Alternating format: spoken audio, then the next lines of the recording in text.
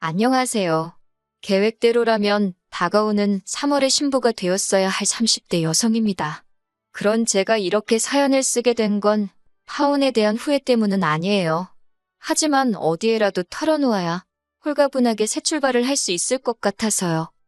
헤어진 지 반년이나 되었으니 얘랑이란 호칭은 물론이고 남자친구라는 호칭도 적절하지 않지만 그래도 달리 부를 만한 것이 없어서 남자친구라고 할게요. 남자친구와는 대학교 때부터 알고 지냈습니다. 그냥 친구처럼 오랜 시간을 지내다 본격적으로 사귀게 된 건 저희 둘 나이 33이었어요. 당시 저는 제과회사에 다니고 있었고 남자친구는 제약회사에 근무 중이었지요. 사는 곳도 가까워서 자주 만나서 고민 상담도 하고 사실 말이 잘 통해서 함께 있으면 시간 가는 줄 몰랐거든요. 그러다 서로가 서로에게 꽤나 의지를 하게 된 것 같아요. 본격적으로 사귄 지 1년쯤 지났을 무렵이었습니다. 남자친구가 말하길 부모님께서 남자친구랑 저랑 교제하는 사실을 알게 되셨다고 하더라고요.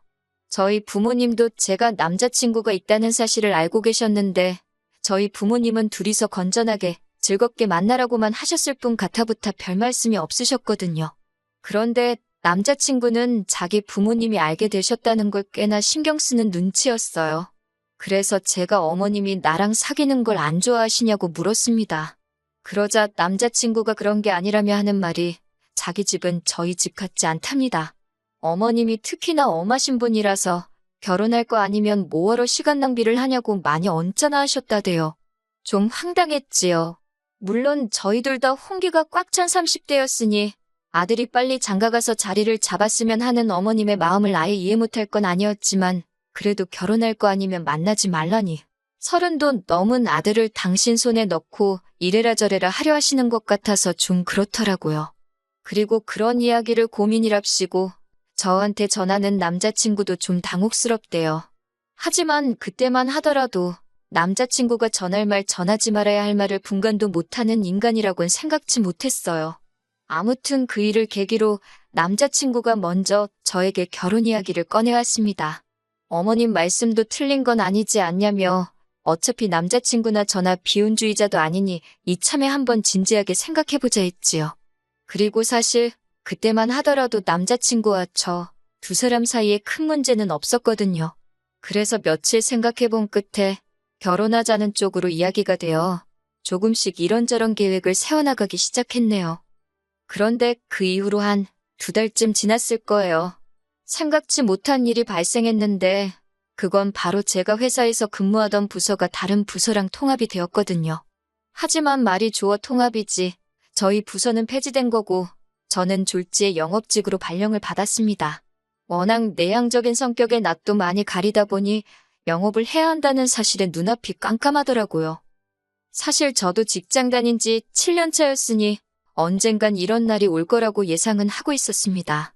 저희 부서가 몇 년째 실적도 부실하고 그렇다 보니 회사에서도 눈엣 가시처럼 여긴다는 건 타부서는 물론이고 동종업계 사람들이라면 공공연히 다 알고 있었거든요.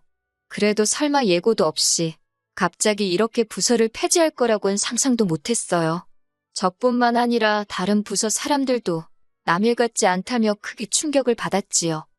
그나마 다행이라고 해야 할지 저는 몇 년 전부터 취미 겸 혹시나 회사에서 나오게 되면 창업이라도 해야 한다는 요량으로 제법 진지하게 제과기술을 익히고 있었습니다. 대학교 전공으로 원래는 외식조리학과를 다녔고 그러다 기회가 닿아 지금의 회사로 취업을 했거든요. 제가 전공한 바와는 전혀 다르기도 했고 워낙 관심이 없던 분야라서 그런지 회사 일은 저에겐 늘 스트레스였어요. 그런데 이상하리만치 빵을 굽고 디저트를 만들면 어느샌가 제 마음이 진정이 되는 걸 알 수 있었지요.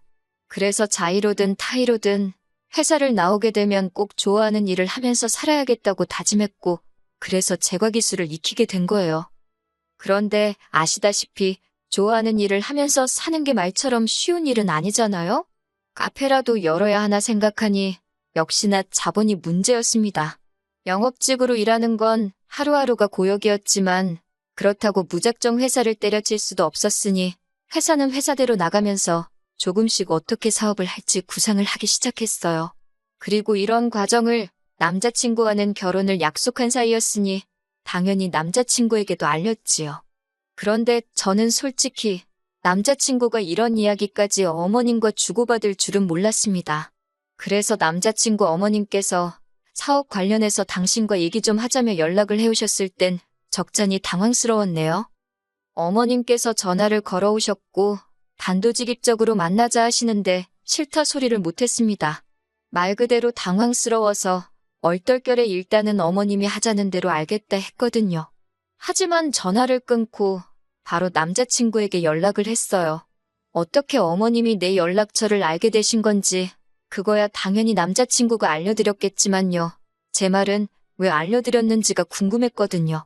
그랬더니 남자친구가 하는 말이 어머님이 비상연락망의 개념으로 알고 있겠다 하셨대요. 그래서 자기도 설마 저한테 직접 연락을 하실 거라고는 상상도 못했다 하더라고요. 남자친구가 거짓말을 하는 것 같지는 않았지만 언짢았던 건 사실입니다. 비상연락망이건 뭐건 간에 적어도 나한테 귀띔은 해줄 수 있던 거 아니냐니까 자기가 생각이 짧았다며 순순히 사과를 하대요. 그래서 더는 따져 묻지 않았고 일단은 어머님과 만나기로 했으니 남자친구도 같이 나가자 했어요. 그렇게 어머님과 셋이 카페에서 첫 대면을 하게 되었습니다. 어머님께서 남자친구더러 당신 옆에 앉으라고 하시더군요. 자리가 중요한 건 아니지만 그런 작은 행동 하나하나 이래라 저래라 하시는 모습이 보기 좋진 않았어요. 이윽고 커피가 나오자 어머님이 먼저 저에게 한마디 하시대요. 당신 아들과 사귀면서 어떻게 당신한테 연락 한 번을 안 하냐고요. 잘 보이고 싶고 그런 게 없었나 보다며 비꼬시며 당신은 싹싹하고 예의 바른 사람이 좋다나요. 뭐라고 대꾸를 해야 할지 모르겠어서 일단은 죄송하다 했습니다. 돌이켜 생각해보면 사실 제가 죄송할 일은 아니었는데 그때는 어머님 기가 워낙 세니 저도 모르게 주눅이 들었던 것 같아요. 남자친구도 어머님 따라 걱정 말라며 제가 앞으로 잘할 거라고 그러는데 왠지 설명할 수 없는 불쾌한 기분이 들대요. 이후로도 어머님께선 비슷한 어투로 잔소리를 좀 더 하셨습니다. 저는 그냥 말없이 내내하며 듣고만 있었고요. 그러다 어느 정도 어머님도 할 만큼 했다 싶으셨는지 저를 만나자 하신 본론을 꺼내셨습니다. 남자친구가 정확히 뭐라고 이야기를 한 건지는 모르겠는데 제가 남자친구랑 동업을 하고 싶어 하는 걸로 알고 계시더라고요. 그러면서 하시는 말씀이 그 사업 자금을 어머님이 대주시겠답니다. 생각지도 못한 이야기에 뭐라고 대답을 해야 할지 모르겠더군요. 사실 자본만 해결이 되면 저는 제 실력에도 자신이 있었기 때문에 안정적으로 카페를 운영해 나갈 자신이 있었거든요. 그렇다고 제가 돈이 아예 없었던 건 아니에요. 직장 생활하면서 돈을 모으긴 했으니까요. 다만 사업을 하려면 몇천 가지고 되는 건 아니잖아요. 그 돈은 제가 시집 갈 때 필요한 돈이기도 했고요. 그래서 솔직히 대출을 받아야 하나 어째야 하나 이래저래 걱정 근심이 많았는데 갑자기 남자친구 어머님이 한 번에 해결해 주시겠다 하니 까놓고 말해서 대박이란 생각과 동시에 이게 맞는 건가 싶더라고요. 그래서 남자친구와 남자친구 어머님께 일단 감사하지만 생각 좀 해보겠다 했습니다. 집에 돌아와 곰곰이 생각을 해봤어요. 어차피 결혼할 사이니 같이 사업을 하는 게 나쁜 건 아니라는 생각이 들긴 하대요. 하지만 동시에 계속해서 찜찜한 마음이 사라지질 않더라고요. 어머님 성격도 보통이 아니신데 제가 그 도움까지 받으면 사업하는 내내 어머님한테 이리저리 끌려다닐 게 안 봐도 뻔했으니까요. 그래서 결국 이튿날 남자친구에게 호의는 감사하지만 거절한다고 전해달라 했습니다. 그랬더니 남자친구가 뭐가 문제냐며 그러지 말고 같이 하자고 절 조르더라고요. 저더러 너무 어렵게 생각하지 말라면서 계속 거듭해서 저를 설득했어요. 그리고 결국 남자친구의 성화에 제가 두 손 두 발 다 들었습니다. 어머님의 도움을 받아 같이 가게를 열자고 이야기가 됐지요. 하지만 이후로 제가 우려했던 상황이 조금씩 벌어졌습니다. 가게 자리를 보러 다니려 하니 어머님은 무조건 당신이 같이 다니겠다 하시더라고요. 제가 생긴 게 맹추 같고 말투가 어리숙해서 남들한테 눈탱이를 맞을지도 모른다고요. 면전에 말을 그렇게 하는데 누가 기분이 좋겠어요. 저도 그때는 빈정이 상해서 맹추같이 생겼다니 무슨 말씀을 그렇게 하시냐고 받아쳤습니다. 저희 어머니가 어머님 아들더러 멸치 같다고 하면 좋겠냐고요. 그리고 이 일로 초반부터 저랑 어머님 당연히 틀어졌어요. 남자친구가 어머님하고 무슨 일이 있었냐며 어머님께서 남자친구더러 저하고 사업하지 말라고 돈 대주기 싫다고 하셨답니다. 저도 그 돈 필요 없다고 어머님이 나더러 맹추같이 생겼단다고 들었던 말 그대로 전했어요. 그러자 남자친구 하는 말이 그건 그냥 하는 소리래요. 자기 어머니가 원래 손해 보이는 사람한텐 항상 맹추같이 생겼다고 한다나요? 그게 변명이냐고 남자친구랑도 대판 싸웠네요. 그리고 한 일주일쯤 지났을 때 어머님이 먼저 당신은 별뜻 없이 한 소린데 제가 그렇게 기분 나쁘게 들을지 몰랐다며 그런데 저도 어른이 한마디 한 게 기분 나쁘다고 그렇게 받아치고 그러면 못 쓴다는 사과 같지 않은 문자를 보내셨대요. 그리고 그땐 저도 회사 일부터 시작해서 남자친구와의 다툼으로 인해 스트레스도 많이 받고 정말 심적으로 육체적으로 힘들었거든요. 그래서 어머님이 그렇게 문자를 보내신 것만으로도 감사한 일이라고 제 스스로 세뇌를 시켰어요. 그리고는 얼렁뚱땅 남자친구와도 화해를 하고 다시 사업 준비도 진행해 나갔네요. 사업은 저와 남자친구가 하지만 어머님 입장에서는 어쨌든 큰돈이 나가는 일이니 결국 자리를 보기 위해 같이 다니게 되었습니다. 그런데 어머님의 막말은 때와 장소를 가리지 않더라고요. 어머님 말씀으로는 이렇게 말을 해야 사고 좋은 매물을 보여준다면서 부동산에 매물을 보러 들어갔다 하면 무조건 저를 가리키면서 쥐뿔도 없으면서 사업을 한다고 까불어서 걱정이라고 그러니 좀 사정 좀 봐달라고 그러시는 거예요. 제가 막말로 쥐뿔이 있는지 없는지 아무것도 모르시면서 그저 제가 어머님의 도움을 받아 사업을 하게 될지도 모른다는 이유로 저를 깔보시는 게 너무 화가 나대요. 결국 그렇게 한 3주 가까이 같이 자리 보러 다니다가 안 되겠다 싶어서 말씀 좀 그렇게 하지 마시라 했어요. 그랬더니 어머님은 또 저더러 예민하다 어떻다. 듣다 보니 정말 치사하단 생각이 너무 들대요. 결국 사업을 안 하면 안 했지 어머님 돈으론 안 하겠다고 결론을 내렸어요. 그런데 딱 그 결정을 전달하려던 날 어머님이 자리를 계약했다고 연락을 해오셨습니다. 설마 했는데 결국 저와는 상의도 없이 어머님 마음에 드는 곳을 고르셨더군요. 남자친구는 남자친구대로 그래도 자기 어머니가 보는 눈이 있으시다고 믿고 따라가라는데 그 소리도 어찌나 듣기가 싫던지요. 너무 실망스러웠지요. 그러다 결국 어머님과 한바탕 목소리 높여 싸우게 되었습니다. 파혼의 결정적인 이유이기도 했고요. 가게 인테리어를 진행하면서 어머님께서는 더더욱 제 의견을 무시하기 일쑤였어요. 일단 인테리어도 당신이 아는 곳이 있다 하셨는데 알고 보니 어머니 애인이 하는 곳이대요. 어머님 아버님이 별거 중이라고만 들었지 이혼을 하셨다거나 아버님이 돌아가셨다는 이야기는 들은 적이 없습니다. 그런데 애인이라니 제가 보수적이라 그런지 좀 거북하고 불편하대요. 게다가 어머님이 애인은 당신이 무슨 남자친구의 아버님이라도 되는 것처럼 저한테 야더 하면서 반말을 하기 일쑤였어요. 가령 제가 여기에는 이 조명을 달아달라 하면 네가 이 일을 해봤냐? 내가 전문가다. 알아서 잘해주는데 왜 까부냐? 그냥 있으라는 식이었달까요? 하지만 남자친구도 그 모든 과정을 보면서도 별소리를 안 하니 제가 달리할 수 있는 액션도 없었고 그 무렵에는 그래 될 대로 되려 싶었습니다. 솔직히 나쁜 생각도 했어요. 이러다 장사 못하게 되면 내 손해냐, 알게 뭐냐 그런 식으로요. 그러다 하루는 어머님께서 저를 따로 불러내시더니 대뜸 저더러 당신 애인한테 왜 맘먹냐입니다. 어떻게 당신 애인한테 손가락으로 여기저기 하면서 말을 하느냐고요. 아니 천장이라던가 구석이라던가 어딘지 알려드려야 돼서 손가락으로 가르친 건데 그게 문제가 될 거라고는 생각도 못했습니다. 어머님 말씀으로는 그림을 그릴 수도 있고 말로 표현을 하면 되지 옆에 바짝 붙어서는 손가락으로 그러는 게 말이 되냐는데 그러면서 마치 제가 어머님 애인한테 꼬리를 친다는 식으로 말을 하더라고요. 어떻게 하면 예비 며느리를 상대로 그런 더러운 생각을 할 수 있는 건지 엄청난 모욕감을 느꼈지요.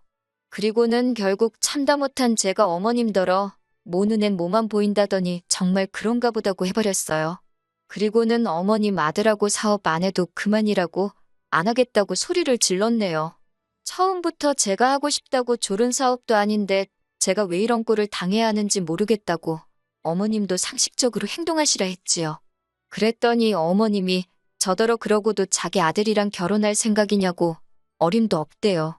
그래서 저야말로 어머님 아들, 어머님 때문에 조도 안 갖는다고 했어요. 화가 나서 그런 건지 얼굴이 있는 대로 빨개진 어머님이 자기야 나와보라며 인테리어 사장님을 불러대시대요. 사장님이야 어머니 메인이니까 당연히 쫓아나와서는 무슨 일인지는 몰라도 젊은 사람이 왜 어른한테 그러냐고 대뜸 제 탓을 하시더라고요. 제가 열받아서 제3자는 좀 빠지라고 했습니다. 아버님도 아니고 가서 하던 인테리어나 잘 아시라고요. 어머님이 제 뒤통수에다 대고 욕을 막 하시는데 오히려 기분은 후련했어요. 동시에 남자친구랑 완전히 끝났다 생각하니까 아쉬운 마음보다는 이제 이런 거지 같은 일을 안 겪어도 된다는 생각에 홀가분했다고 할까요? 그리고 그렇게 집으로 돌아오는데 남자친구한테 미친 듯이 전화가 걸려오대요. 처음에 한 대여섯 통은 그냥 무시했는데 도대체 하고 싶은 말이 뭔가 궁금하기도 해서 결국엔 받았습니다. 그랬더니 대뜸 도대체 무슨 소리냐고 사업이고 결혼이고 안 한다는 게 무슨 말이냐고 울며불며 따지더라고요. 그래서 니네 엄마한테 물어보라 했습니다. 내가 뭐가 아쉬워선 니네 엄마 그 지랄 같은 성질 다 맞추고 하다못해 니네 엄마 애인인지 뭔지한테까지 비위를 맞춰야 하냐고 거기다 니네 엄마가 내가 니 새아빠인지 니 엄마 애인인지한테 꼬리를 친다는 개소리까지 들었다고 명예훼손으로 고소 안 하는 걸 다행인 줄 알라고 정말이지 따다다다 쏘아댔어요. 그랬더니 남자친구가 이대로 못 끝낸답니다. 두고 보라나요? 솔직히 두고 보라는 사람 무서울 거 없다잖아요. 저도 그랬어요. 그나마 다행인 건 정말로 남자친구와 헤어졌다는 사실이 슬프기도 했지만 한편으론 두고 보라는 남자친구의 마지막 말 덕분에 금방 마음 정리를 할 수 있었다는 거예요. 처음 한 달은 마음이 복잡했지만 지금은 어느 정도 회복이 된 것 같아요. 그리고 두고 보자던 남자친구는 하루가 멀다 하고 저에게 미안하다고 연락을 해옵니다. 저만 돌아와 준다면 어머님하고는 연을 끊고 살 거라나요. 연을 끊던 연을 날리던 전 아무런 관심이 없고요. 함께한 시간을 생각하면 억울하고 속상하지만 그래도 식장 들어가기 전에 이 구렁텅이에서 빠져나와서 다행이다 싶어요. 저는 일단 영업일이건 뭐건 간에 제가 처한 상황에서 최선을 다해 볼 생각입니다. 그리고 내년쯤 제 힘으로 사업을 시작할 거예요. 사업이 어느 정도 안정이 되면 한번 인사드리러 돌아오겠습니다. 그때는 좋은 이야기를 가지고 올게요.